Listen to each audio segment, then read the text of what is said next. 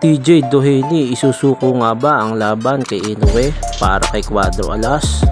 Sa darating na September 3, 2024 ay magbabakbakan na ang dalawang mandarigma na si TJ Doheny at si The Master Inoue sa bansang Japan. Ngunit nagkaproblema nga po ang kampo ni Doheny at mukhang hindi mamit or malabong mamit ni TJ Doheny ang timbang na 122 pounds na Super Bantamweight Division. At kapag nga hindi pumasok sa timbang ang isang boksingero ay paniguradong hindi matutuloy ang laban.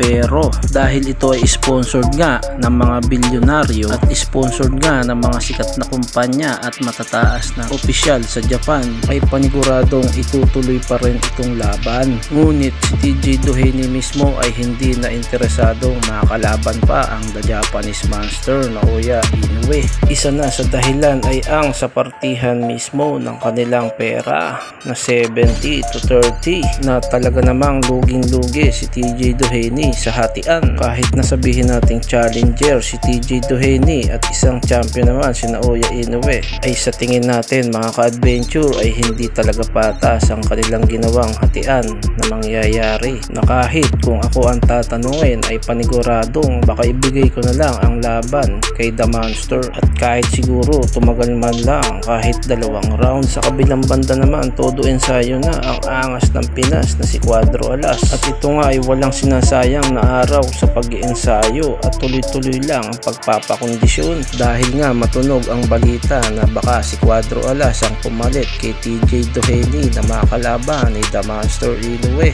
At isa na ito sa mga marketing strategy ng kanilang mga promoter dahil na rin sa nilabas na ranking ng WBO na nangunguna ang ating Cuadro Alas, kaya kinakailangan magpatigas at mag-ensayong maigi ang ating Cuadro Alas dahil kung hindi man matuloy ang replacement nito kay TJ Doheny ay siguradong may laban ito sa Oktubre at matunog nga ang Meksikanong si Saul Sanchez na kanyang makakalaban na isa ring matibay at hindi basta-bastang fighter na tubong Mexico at kababayan mismo ni Juan Manuel Marquez. At alam naman natin na ang mga Mexicano ay mga dakilang warrior pagdating sa ibabaw ng lona. At ito ang ating boxing updates for today's mga ka-adventure.